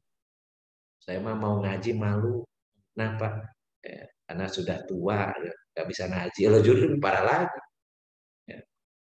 Saya mah malu mau ke masjid, mau sholat berjamaah. Kenapa? Karena baru sekarang sadarnya saya bukan jamaah di situ ya justru sekarang waktunya kan gitu.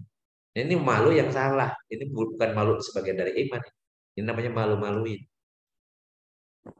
Jadi malu yang dimaksud iman itu ya tadi malu berbuat maksiat. Dan Rasulullah itu pemalu banget. Malu banget. Ya, kalau ternyata ada sesuatu yang dianggap oleh beliau sebagai sebuah pelanggaran. Walaupun tidak sengaja. Dan pasti Rasulullah itu melakukan sesuatu pasti bukan berbuat dosa. Bukan berbuat dosa. Karena Rasulullah itu maksum. Nggak pernah berbuat maksiat. Kalau salah sebagai manusia bisa. Makanya Rasulullah pernah salah kan hadapi Abdullah bin Maktum yang buta.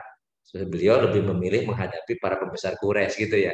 Kemudian ditegur langsung oleh Allah. Abasa wa tawalla gitu kan. Ayat itu. Atau misalnya Rasulullah tadi mensikapi istrinya, ya, anak istrinya nggak suka. Aisyah nggak suka Rasulullah berlama-lama di salah satu istrinya karena disuguhi madu gitu. Akhirnya kalau supaya senang istri-istri udah aku harapkan minum madu, ditegur oleh Allah. Jadi tidak boleh mengharapkan sesuatu yang halal. Dan beberapa yang itu salah tapi tidak berdosa.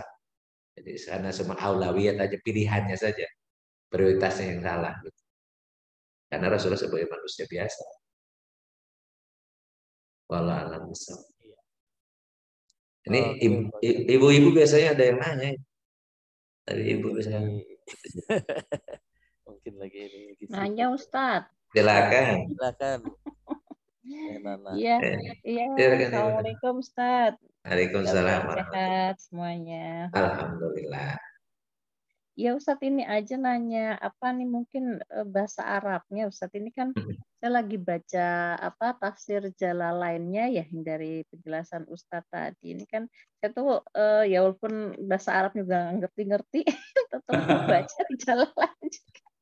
Ini maksudnya mungkin Ustadz bisa jelasin mumpung sekalian sambil belajar bahasa Arabnya nih kan kalau di tafsir Jalalain itu kan yang libasa tadi kan katanya dibaca mansuf, diatofkan kepada libasa juga atau gimana tak? Atau libasun kemudian dimasuk dibaca mansuf diatofkan kepada itu ya yang satunya Libasan.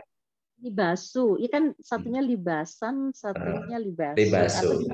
atau gimana tuh status? Ya. Dan Ya, dibaca jadi, marfu sebagai ya. mubtada. Terus kemudian khobarnya demikianlah sebagai tanda-tanda kekuasaan Ya. Allah. Jadi mohon diterangkan. Ya. Iya, jadi kata tadi ya wa anzalna alaikum libasan itu jadi maf'ul objek ya, libasan karena dia nakiro. Jadi apa pakaian apa, jenis apa macam-macam undefinitif ya, makanya pakai tanwin libasan. Warishan ya, rishan juga tadi itu karena atop bawa atop kepada libasan, kemudian rishannya juga pakai fathah. Jadi sama-sama maf'ul bih. Objek maf'ul bih itu mansub karena nasabnya fathah. Dan tanwin itu menunjukkan bahwa ini tidak didefinisikan pakaian seperti apa bentuk sarung, bentuk baju atau gamis atau apapun, makanya pakai tanwin dua-duanya.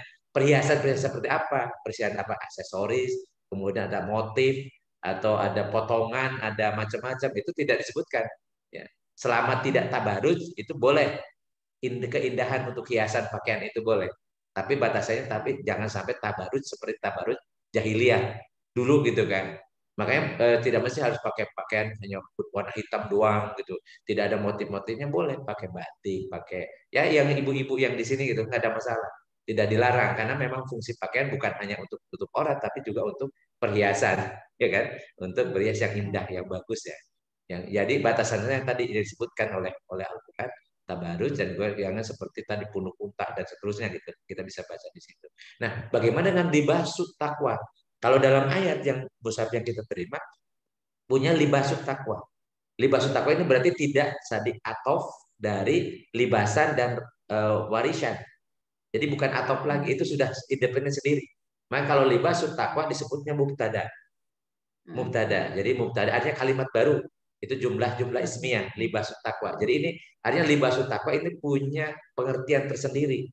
Makanya biasa menerjemahkan kalau libasut takwa berarti libas takwa itu pakaian dalam pengertian bukan pengertian fisik, tetapi ini maknawinya. Karena ini kan berdiri sendiri gitu ya. Jadi maksudnya libasut takwa itu sifat kerohanian. Jadi bentuk ketakwaan maksudnya terkait dengan pakaiannya jiwa. Jadi kalau libasan wariasa itu pakaiannya raga. Dan itu Allah menurunkan kebutuhannya untuk membuat pakaian itu. Bahan-bahan bakunya sudah ada semua di alam semesta ini ya. Bagaimana manusia tinggal kecerdasannya kemudian membuat bentuk pakaian seperti apa yang jelas fungsinya dua, sebagai penutup aurat dan perhiasan. Sedangkan libasut takwa ini kalimat baru lagi, mubtada, khobar mubtada. Makanya libasut takwa dzalika khairun. Khairunnya ini khobar mubtada. Jadi khobar mubtada. Jadi mubtadanya libasut takwa. Jadi pakaian takwa itulah yang lebih baik gitu ya, yang lebih baik. Jadi ini kalimat tersendiri jumlah ismiyah. Nah, kenapa tidak disebut libasut takwa? Kalau libasut takwa berarti ini atop dari libasan dan warisan. Dan ini sebenarnya tidak matching karena kalau atop itu harus sama. Kalau nakiro lagi gitu. Jadi kalau makrifah lagi gitu. Jadi kalau kalimat lagi itu biasanya atop maktub gitu. Nah kalau misalnya ini atop maktub jadi punya libas takwa, ini nggak nyambung karena ini pakai tanwin, ya, pakai tanwin libasan dan kalau ini libasan takwa ini kan mudhof ilaih. Jadi sudah makrifah libasnya gitu. Ya, sehingga kemudian yang masyhur yang kita baca bukan libas takwa, bukan sebagai atop dari maf'ul bih yang pakai fathah yang nasab, tetapi dia menjadi marfu karena mubtada itu marfu. Tanda rofaknya karena isi mufrad dia pakai doma. Mudah-mudahan ingat lagi mana dari pelajaran ilmu nahwunya. Iya makanya ini kita bertemu ini dulu belajar bahasa Arab gitu awal-awalnya teori, tapi Kang Cucu juga udah lupa lagi. Iya, lupa lagi. Saya ulang-ulangnya mungkin hanya punya maklumat sabiqah masih ingat gitu ya. Iya. Oh, Masya Allah. Ya syukur Ustaz, benar-benar ya. Jadi begitu libasan itu artinya dia bentuk fisiknya, tapi begitu jadi wali basuh dia akhirnya ini ya seperti apa tadi bukan perumpamaan sih tapi ibaratnya tuh tadi ya bukan Jadi ya pakaian kayak jiwa. misalnya ya sebenarnya kayak Makanya at home sama house gitu ya kalau bahasa Inggris betul, tuh ya. Jadi betul, kalau betul, house itu kan betul. rumahnya, kalau home itu kan at home merasa di rumah. Betul, Ya ya betul. betul ya. Makanya itu kenapa libasut taqwa itu khairun, lebih baik. Karena kalau orang udah libasut taqwa, jadi takwa itu jadi pakaiannya. Jadi pakaian apa? Bukan pakaian fisiknya, tapi pakaian jiwa. Iya, pakaian jiwanya. Karena inti kita ini kan jiwa kita. Dan semua yang kita lakukan gerak fisik ini tergantung jiwanya. Jiwa itu seperti halnya program ya, atau yang menggerakkan itu dari jiwa kita. Jadi cara kita berpikir, cara kita bertindak, berbuat tergantung jiwa kita. Makanya libasut taqwa ini pakaian untuk jiwa. Sedangkan libasan warisan itu pakaian dan perhiasan raga. Jadi dua-duanya harus dipakai itu. Karena kalau libasut taqwa pasti libasan dan perhiasan itu pasti akan ikut. Tapi kalau misalnya tidak libasut taqwa, ya bisa juga dia ikut, ya, tapi tidak mengikuti apa yang dikehendaki oleh Allah. Ya bisa dia nutup aurat ya, tapi nutup aurat sih iya, tapi melendung di sana sini, ya kan? Kan ada misalnya jilbab gitu kan ya. Kalau ditanya kenapa pakai jilbab tapi pakainya ketat-ketat macam-macam gitu. Ya kan penting menutup aurat gitu. Berarti di sini tidak ada libasut takwanya. Karena kalau libasut takwanya, nutup aurat juga tidak hanya sekedar nutup aurat, tapi sesuai dengan tuntutan syariat. Iya kan? Dan itu kaitan dengan pola sikapnya, perilakunya. Bagaimana kebersihan jiwanya, karena ketaatannya sama Allah, dia dibangun dengan itu. Jadi pakai baju pun itu didasari dengan ketakwaan. Jadi harus seperti apa, gimana, kemudian berhadapan dengan siapa dan seterusnya. Jadi semua syariat terkait dengan menutup aurat itu dia ikuti, tidak hanya sekedar hanya formalitas doang gitu. Wallahu a'lam bishawab. Iya. Syukron Ustaz. Oh iya Ustaz, ini satu lagi Ustaz, ini kan di tafsir Jalalain tadi ini uslub kalimat ini mengalihkan khitab dari kata ganti orang kedua jamak ke kata ganti orang ketiga jamak. Ini maksudnya gimana Ustaz? Jadi kan di situ ya Bani Adam itu kan orang kedua khitabnya. Jadi pakai alaikum. Iya. Kum itu kan kalikum itu khitabnya orang kedua. Mukhotob gitu ya. Mukhotobuna gitu. Dan sedangkan libasut taqwa itu kan pakai him kan. Jadi di akhirnya kemudian la'allahum ya tadakkarun. Ya. Jadi pakai hum itu untuk orang ketiga. Oh iya benar. Jadi di awalnya perintahnya seperti kepada orang kedua, tapi sebetulnya ini di akhirnya jadi orang ketiga gitu ya. Betul. Ini juga ini luar biasa ini. Ini kalau makanya memahami bahasa Al-Quran itu tidak seperti hanya memahami bahasa Arab biasa gitu deh. Kenapa dialihkan? Ya, seakan awalnya kok ke ada Bani Adam dan itu langsung pakai ya Bani Adam. Itu kalau kata ya namanya huruf nida, huruf seruan. Itu pasti ke orang kedua. Jadi, tapi ternyata di akhir ayat itu justru orang ketiga gitu. Ya dzakarun bukan tadzakarun. Bukan la'allakum tapi la'allahum. Ya, bukan la'allakum tapi la'allahum gitu ya. Nah, kenapa kok dirubah gitu ya? Rupanya ini ada maksud. Jadi ya syariat ini berlaku untuk semua anak Adam, semua manusia. Tetapi di antara umat manusia itu ada yang dapat hidayah, ada yang kemudian dia beriman, ada yang juga kufur. Maka dari itu objeknya itu sebenarnya orang kedua, tetapi yang kenyataannya tidak semua orang kedua itu bisa menjalankan perintah itu. Maka hum itu adalah orang yang sudah dapat petunjuk. Mereka yang sudah mendapatkan petunjuk, maka dia berpakaian takwa itu lebih baik. Lebih baik. Dan itu tidak semua orang. Bahkan dalam ayat ini, bal aktsaruhum la yu'minun. Bahkan sebagian besar di antara anak Adam ini itu tidak beriman. Sehingga kalau ditanya, ini perintahnya kepada siapa? Sebenarnya kepada seluruh manusia. Sama dengan perintah Allah misalnya ya ayuhan nas. Ya ayuhan wahai manusia. Wudu itu orang keduanya kan motomnya kan suruh manusia. Tetapi ternyata terkait dengan hukum syara itu hanya ya ayyuhalladzina amanu. Jadi ya itu menunjukkan bahwa yang pertama itu tadinya semua manusia itu diperintahkan, tetapi pas yang melaksanakan hanya sebagian saja, dan mereka itu adalah mereka orang-orang telah beriman. Jadi la'allahum yadzakaru itu ayyuhal mu'minun sebenarnya, tapi tidak disebutkan lagi mukhatabnya. Jadi sebutnya orang ketiga. Walau alam bisawab. Jadi ini memang kenapa bisa memahami Al-Quran itu harus paham bahasa Arab dulu, harus paham ilmu Arabnya. Karena tadi banyak hal ya, apalagi kalau tafsir Jalalain itu banyak ungkapnya ilmu nahwu. Ada istilah mubtada, ini maf'ul bih, ada maf'ul bih muqaddam, ada mubtada muakhar dan seterusnya ya. Itu istilah-istilah itu kalau di tafsir Jalalain itu ada. Nah, kalau membacanya orang tidak mengerti tentang istilah-istilah ilmu nahwu, itu kadang-kadang bingung itu maksudnya apa. Insya Allah ya kita sedikit-sedikit saya masih ini begitu. Memang niat saya memang tadinya bukan belajar bahasa Arab, tetapi ternyata belajar bahasa Arab itu kalau yang sudah ketinggalan itu nggak bisa lagi ikut, nggak nyambung gitu ya. Udahlah kita memahami bahasa Al-Quran saja. Sebenarnya kita mau mengkaji tafsir, tapi kalau tafsir nanti terikat dengan tafsir apa nih? Tafsir Jalalain, tafsir Ibnu Katsir gitu ya. Nah saya khawatirnya gitu ya. Sehingga saya biasanya ramu saja dari beberapa tafsir, kemudian secara bahasa, maknanya secara bahasa, kemudian pemahaman dari tafsirnya. Ya, bisa jadi itu ada sebagian dari tafsir Jalalain, ada sebagian dari Ibnu Katsir. Walaupun saya banyak merejuknya ke tafsir Ibnu Katsir karena dia ada juga penjelasan hadis-hadis atau ayat-ayat yang terkait dengan ayat yang ditafsirkan. Jadi modelnya juga saya ngikuti model Ibnu Katsir. Jadi mentafsirkan ayat tapi juga dengan ayat lagi atau dengan hadis gitu, ada penjelasan. Walaupun tentunya ya sangat terbatas karena ya kita juga waktunya juga terbatas dan saya sengaja memilih ayat ya, bukan ayat pilihan, bukan memilih ayat itu karena semua ayat itu pilihan ya sebenarnya kan. Cuma saya memilih ayat kenapa? Kalau berurutan, nah nanti bisa lama kelamaan nih teman-teman udah jenuh gitu.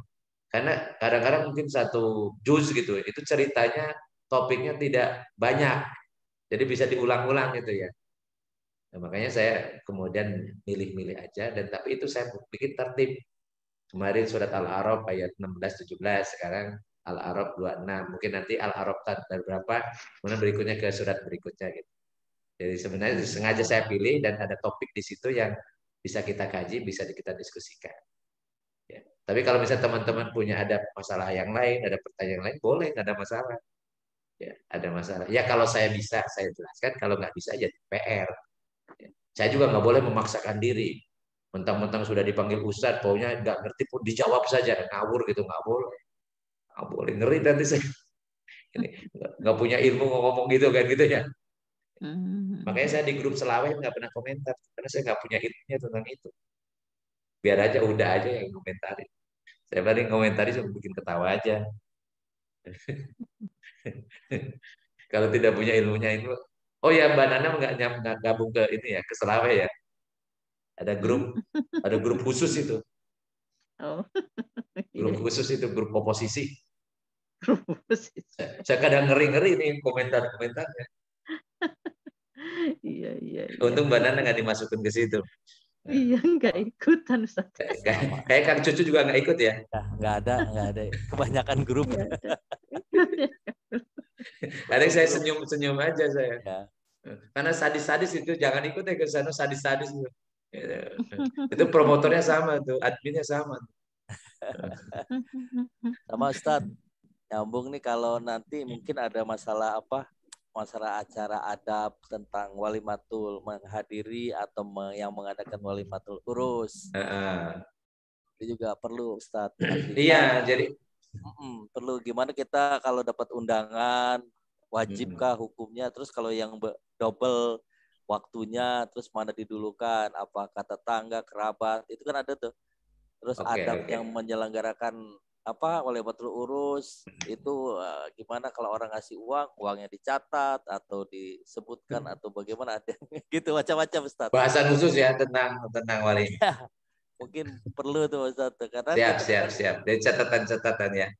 Atau mungkin yang lain ya. Ada juga Ya, yang minta dulu hukum waris ya. Cuman hukum waris ini harus betul-betul kita juga. Sekarang kan ada aplikasinya juga ya. Kalau ada. kita bisa ini ada aplikasinya sebenarnya.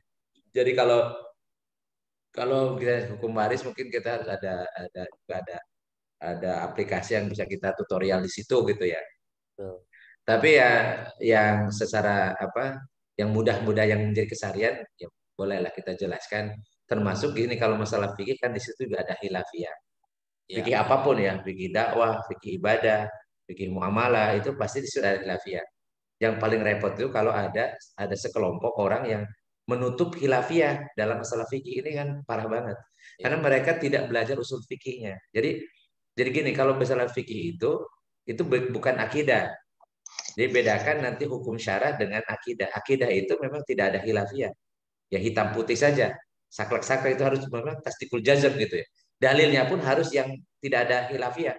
Harus qot'i, harus mutawatir ya. Jadi harus apa qot'i subut, qot'i dalalah sebutnya ya. Sumbernya harus pasti dan ya, penunjukannya maknanya juga harus pasti. Itu kalau akidah. Tapi kalau fikih, fikih itu ya apa ya tadi sumbernya juga bisa yang zon juga. Jadi bisa yang zoni gitu. Misalnya tadi hadis ahad, ya ya, misalnya yang sahih, yang hasan boleh. Tapi kalau misalnya akidah nggak bisa. Nah, ada sekelompok orang menyampaikan antara dalil akidah dengan dalil fikih. Akibatnya yang berbeda dengan pemahaman dia itu bid'ah semua nah, jadinya. Ya kan repot jadinya. ya, Padahal sebenarnya dia tidak paham bahwa kalau di fikih ada metodologi. Jadi fikih itu kan hasil ijtihad. ya, Ada memang kalau yang muhkamat oke langsung dari ayat langsung kita paham. Tapi terkait dengan hukum syari itu bukan hanya yang muhkamat. Yang muhkamat cuma sedikit. Yang banyak itu yang mutasyabihat. Yang mutasyabih itu terus berkembang. Ya, karena fakta-fakta itu berkembang dengan kecanggihan manusia. Akal manusia itu berkembang. Makin canggih dulu nggak ada gitu. Sekarang ada karena kecerdasan manusia itu. Nah, itu hukumnya gimana? Maka istihadlah. Nah, istihad itu adalah badul wusi fi istinbatil ahkam syar'i min adilat at-tafsiriyah. Mengerahkan seluruh daya upaya untuk menggali hukum dari dalil yang terperinci. Dalilnya bukan hanya satu dua ayat ya atau satu dua hadis ya. Bukan hanya soheh atau hasan atau doib, tetapi juga bisa ayat Al-Quran, bisa hadis Rasul, dan itu bisa banyak sekali. Dan kemudian bagaimana menggali hukum satu masalah dari dalil yang banyak. Nah itu ada metodologinya. Metodologinya itu namanya usul fikih. Imam Syafi'i bikinlah metodologi istihad. Maka semua ulama mujtahid yang mengikuti metodologi istihadnya Imam Syafi'i disebut mazhab Syafi'i. Mazhab itu artinya referensi, tempat kembalinya, tempat ya, merujuknya. Jadi rujuknya ini usul fikih siapa? Oh Imam Hanafi, berarti dia mazhab Hanafi. Hasilnya dari istihad para ulama pada satu mazhab bisa berbeda. Walaupun metodologinya sama, hasilnya bisa beda. Sama dengan saya penelitian, ada metodologi penelitian. Walaupun sama metodologinya, bisa hasilnya bisa berbeda. Tergantung yang berisian siapa, latar belakangnya seperti apa, pengetahuan tentang faktanya seperti apa, dan seterusnya. Bisa hasilnya bisa berbeda. Jadi perbedaan dalam masalah fikih hal yang lumrah. Bahkan harus berbeda memang. Kalau nggak berbeda itu aneh malah. Mungkin langka. Berbeda dengan apa? Tidak mungkin secara sunatullahnya pasti berbeda gitu. Karena yang beristiadat itu orang yang berbeda, isi kepalanya berbeda. Jangankan berbeda tempat, berbeda lokasi, berbeda masa, waktu hidupnya, beda tempatnya gitu ya. Yang satu guru seilmu pun bisa berbeda-beda, berbeda. Ya, ya kan? Satu guru satu ilmu nih. Dulu menyantrinya sama, bisa berbeda-beda gitu. Kenapa? Ya seperti itulah manusia kan gitu ya. Si A lebih plus di sini ya. Si Anu bisa lebih di sini, si ini ada ya, kelemahan macam-macam dan itulah manusia. Jadi hebatnya manusia. Jadi ini yang di hadapan saya juga ini banyak yang canggih-canggih tapi kan nggak belum kelihatan aja. Di antara ini cuma nggak berkomentar saja gitu ya. ya, Jadi itulah. Jadi nanti kita bisa membahas tematik yang mau ini kan kita bahas secara khusus gitu ya. Jadi apa bisa saya loncat harusnya di surat Al-A'raf bisa ada di bahasan tentang bagaimana tentang apa tadi tentang walimah walimah ya, dari hadis ataupun dari apa yang dipraktekkan oleh Rasulullah oleh para sahabat dan hukum walimah itu seperti apa dan tentang undangannya dan seterusnya bisa kita bahas di lain kesempatan. Boleh juga mungkin minggu depan juga nggak apa-apa. iya Ustaz.